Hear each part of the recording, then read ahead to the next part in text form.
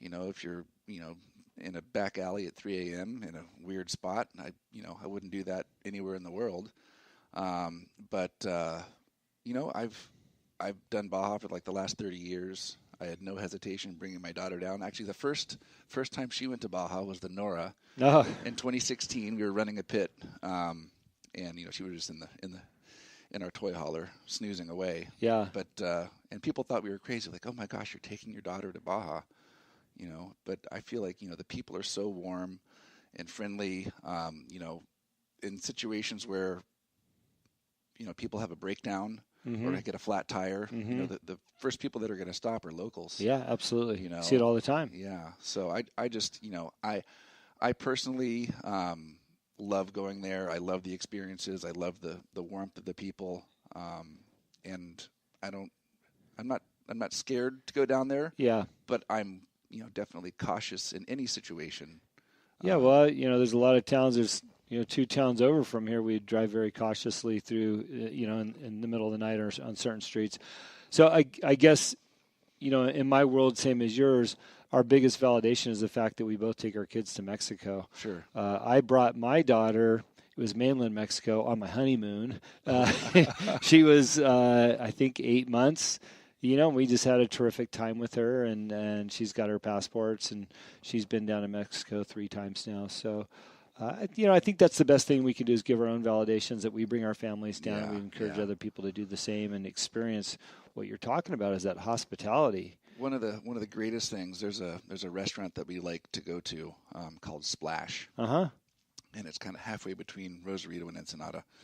And when we first started taking our daughter down there, and I've known some of these people in this restaurant for years, mm-hmm. they would literally scoop her up from the table and kind of parade her around the restaurant and kiss on her, and it was just it's so cool. And they're such a kid obsessed nation. Yeah, they love children. They absolutely love children. So taking our daughter there, she gets so much attention and so much so many hugs, and it's a cool vibe. It's a very cool vibe. Yeah, and I also love that there's so many great services down there too. You hear about people going down to get their dental work done.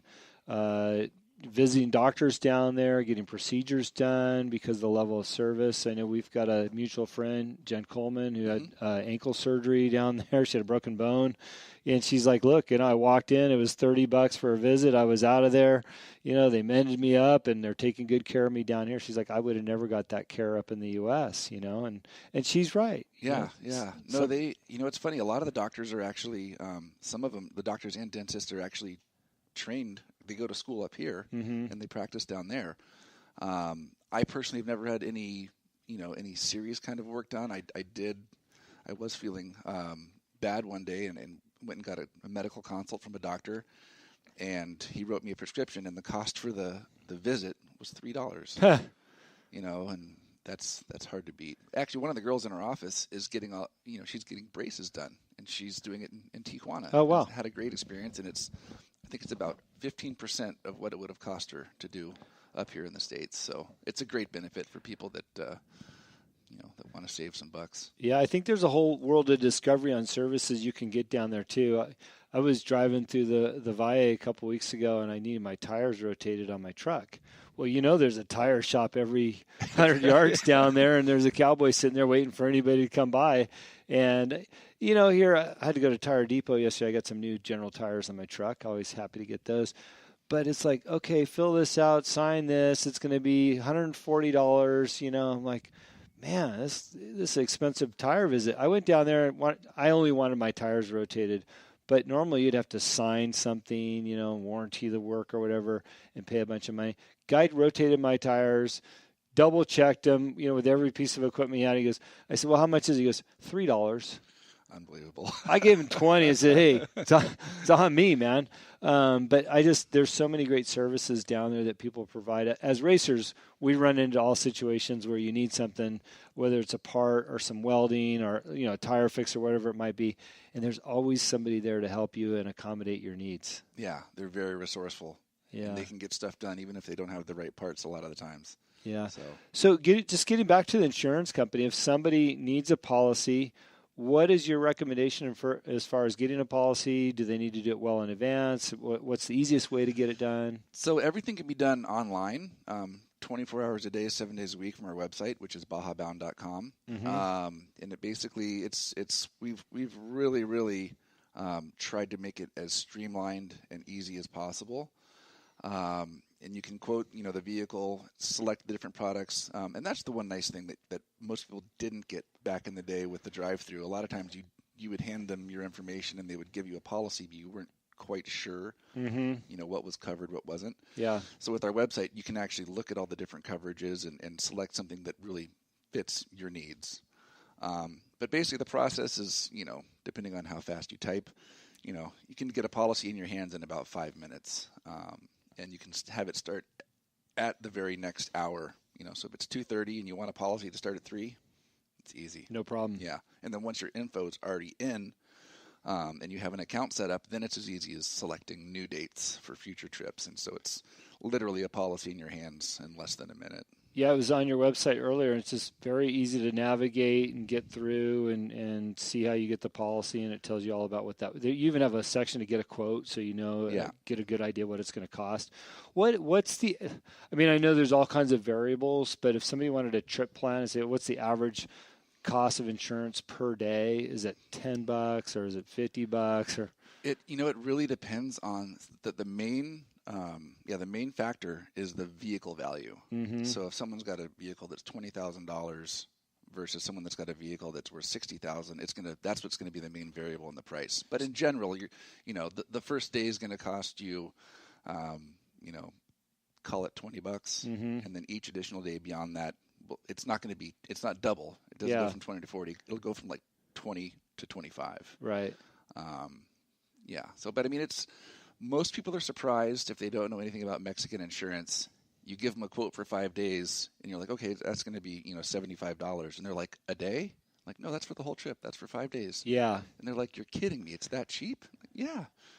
Yeah. No, I've always been pleasantly surprised, and that's why I wanted you to throw a quote out there, because I've always done the same thing that you just said. Like, really? That's it?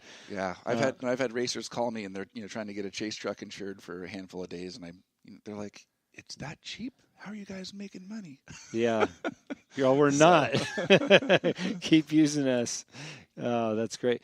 Your website's also really informative because you have a before you go section where you talk about, driving in Mexico. You talk about the wine, area.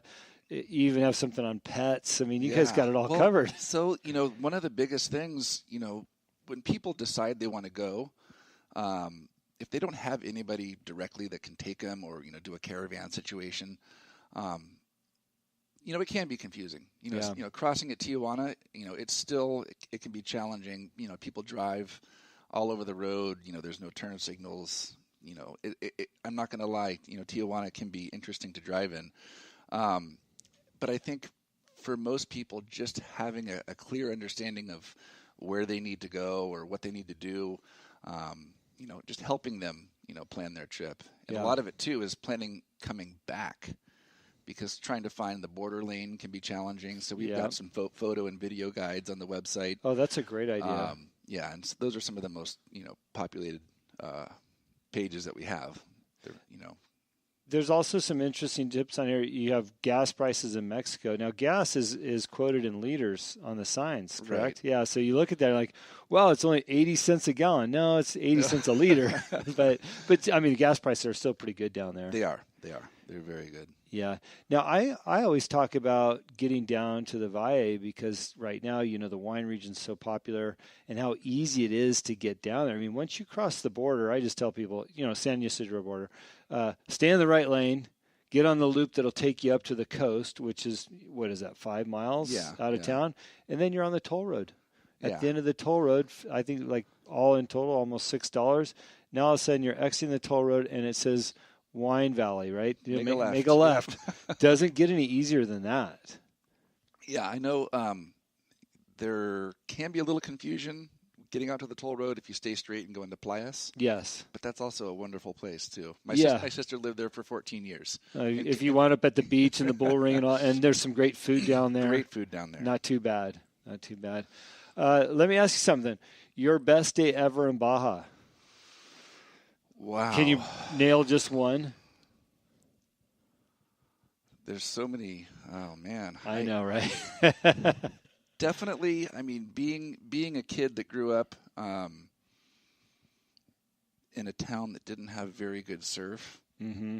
I think early on, probably some of the days we used to go to Raoul's, which there was a restaurant right there called Raoul's. It's gone now. There were some of the days where we got to just surf all day, and there was a kelp bed, and so it stayed glassy, and so I have memories of just being a 15-year-old kid just surfing for 6 hours because I could. And then, gosh, after that, I mean, I don't know. There's so many memories. You know what? It's really hard to narrow it down. I think your point has been made, right? It's just one of those places. And I still think, in driving down there, looking out at the coast, because I've been surfing down there since '83, is that there is still a lot of beach out there that is untapped or the lineup isn't full. I hate to say that over the airwaves because our beaches are so crowded, but just 2 weeks ago when that swell was coming through, there was nobody out in a lot of places. Yeah. No, we have a house that we rent long term down there, and so we're down there as often as we can be. And one of the amazing things is that the surf is really good and for the most part uncrowded, and that's in kind of like a populated area. There's stuff that we saw on trail emissions that Cameron says I'm not allowed to talk about. Yeah. There's a ton of spots out there that are just untapped and people don't go to. They either don't know about it or it's just kind of off the grid and hard to get to. But that's what keeps me excited about, going down to Baja. There's always a new adventure, other stuff to see, and, and that's just going to continue happening. Yeah, I don't think I've ever had the same trip twice, even going to the same places, because the people are ever changing. There is a lot of growth in Baja, especially in the wine region, but the growth that you see are just cool and interesting things, and more great people adding to that fuel. And I just chuckle every time I go down because I've got a new experience. You just don't know what's going to happen. It's always good. Yeah. No, and the Wine Valley is a great example of that, because when we first did our guide to the wine country on our website, we tackled about 50 of them, and it took us a while. We were going to every winery, meeting with the owner, taking photos, writing down information, and then just in the last 5 years, it seems like it's really hit this amazing momentum. Yeah, and now there's over 180 wineries. Yeah, registered, which is phenomenal. Yeah. So it's really phenomenal. And I think that's what's a great thing that we can both offer is an open door for people to go down there and experience all these things in Baja. I mean, right now, my hot ticket is going to the wine region, tasting the wines, as well as experiencing some of the food. Some of the finest chefs in the world are working down there. You, of course, offering a service that gets people all the way down to Cabo on the roads if they want, and everything in between, from fishing, surfing, sightseeing, kiteboarding. I mean, the list is long of all the things that you can do in Baja, for sure. It's amazing. We are talking about insurance. There's laws in Mexico that you need to follow. Absolutely. Just because you're in Mexico doesn't mean you can get out of control drunk and act ridiculous. But there's also traffic laws too, right? I mean, Sure.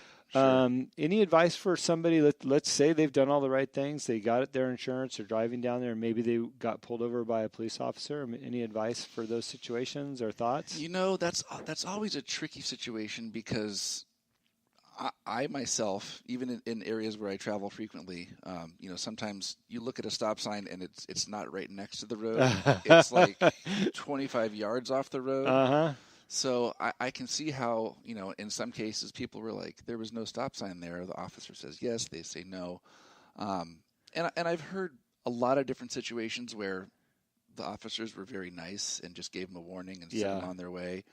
The whole shakedown thing. Yep. It's real. I'm not going to deny that, a lot of these officers do not make that much money, and if they're just trying to make ends meet, unfortunately, I think it does happen. I don't think it's as commonplace as people think. Yeah, I was going to say I don't hear of it too often. I'm not going to say it doesn't happen either, but I haven't heard of it happening in a really long time. I think in this day and age, especially with cell phones and dash cams, I think, it's harder and harder for somebody to, shake you down. Yeah, sure.